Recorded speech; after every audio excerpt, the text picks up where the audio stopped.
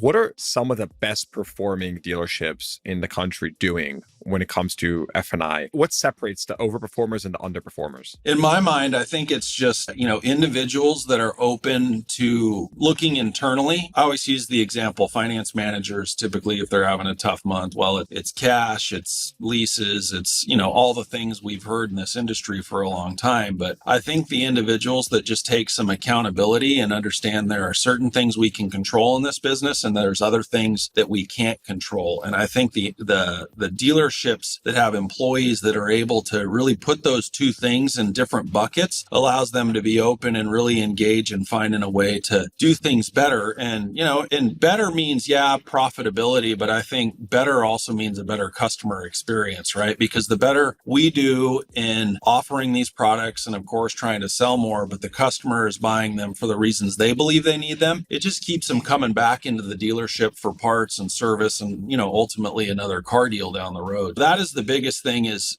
not sitting around pretending that you have all the answers. And the companies that I dealt with that had that type of mentality, every day of the week would eat the other's lunch. So for anyone that doesn't understand, you were saying what separates overperformers, underperformers, you were saying cash leases, which you were essentially alluding to the fact that if a dealer is doing lots of leases and selling lots of vehicles cash, there will be less, lower attach rate, fewer people are going to be buying these F&I products, right? Which it's pretty obvious. Tell me a little bit about Niello. So how many stores, how many cars selling per year? Give us some context about the size and scale of your current organization. Yeah, so the Niello company was founded in 1921 in the Bay Area. Our entire platform consists of currently 10 rooftops here in Sacramento. We've got a couple Porsche stores, 2 JLR stores, Acura, Audi, 2 BMW stores, Mini, Volkswagen, and Volvo. We're predominantly in the High Line. All of our dealerships, as the crow flies, are within about a 30-mile radius. Currently, we're selling right around 1,100 retail unit a month, and we do about $725 million a year in sales, looking to grow. Family owned, family operated, and I tell everybody this, all 650 people that work here, I don't want to say everybody, but the vast majority would believe that we really work for good kings at the Niello company. They're like amazing human beings, and they're in the auto industry. What does it take to have someone in your organization say that about you? How do they brand themselves so well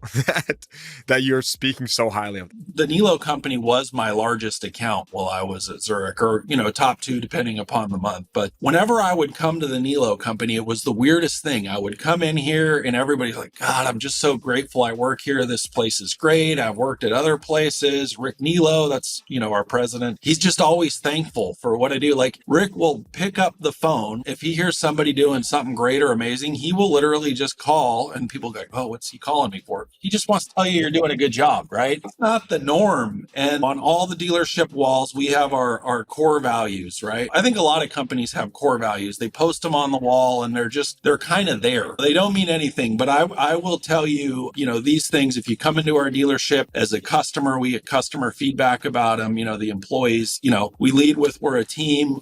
We respect one another. We encourage self-improvement. We have high expectations. We embrace change. We enthusiastically value our customers, and we do support our community. But I think if anybody were to walk into any single one of the dealerships, they would see that on the daily basis, and they would feel it from our employees because they're all treated with those running in the background, which is great. But I mean, obviously we're compensated well. They treat us great. They thank us for a good job. And if there's a challenge, they can articulate it like we're just 2 civil human beings having a conversation how to get better. And I think that's how they get all the fan base they have about people working here. Okay, so I want to break down a little bit about a little bit of your sales process, right? You oversee the sales and F&I, and so you are really driving a lot of these, or not, all these decisions behind the scenes. Let's just start. You mentioned all the brands under your roof. I want to kind of pull back the curtain a little bit here. What are some of the brands where you see the best F&I profits versus some of the brands where you see, the worst F&I profits? Can you give us a little overview? Kind of goes in line with the overall price of the car. We're fortunate. We do very well with Porsche and the JLR brand, and then, probably BMW, Audi, Volvo, Acura, and then Volkswagen. I think I hit them all. That's kind of the order there. they go. But, people that buy these type of vehicles, right? Nobody needs a Porsche. Nobody needs a Land Rover. It's Whoa, definitely, whoa, whoa, whoa, I, whoa. I need one. I'm just I kidding. feel,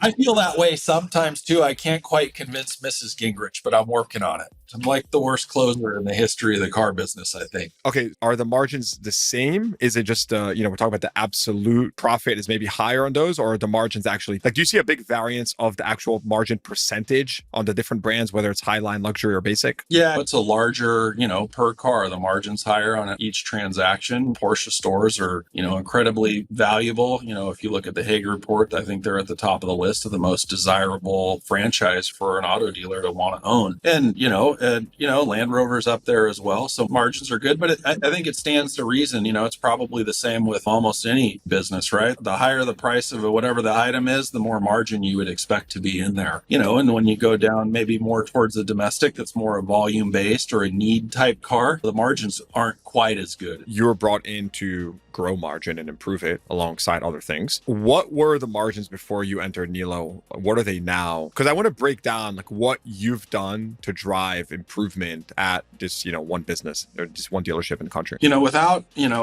know the publics do a good job of putting out their average margin in the back end. You can use public proxies. That's fine. Just we can use like ballpark ranges. We perform better than some of the best performing publics, and I also understand that we have, we're more in the, the luxury ballpark, in terms of which those, like we just talked about, right? The margins are going to be higher. But I came on as the finance director, and, I had a role as a finance director in the mid 2000s. And that role was more to chase around subprime loans and, drive the per car. But, this role, when I joined the Niello company after being with Zurich, was predominantly to improve our, our F&I PVR. Front end margin isn't there. And that's been the case for a long time, with the exception of COVID. Dealerships have to make it somewhere, right? It's, parts and service, finance. My role was to move the F&I PVR. And from when I joined to where we're at now, we nearly doubled in a relatively short time frame. And I don't, I'm not going to be the guy, oh, that's all me, because that's not,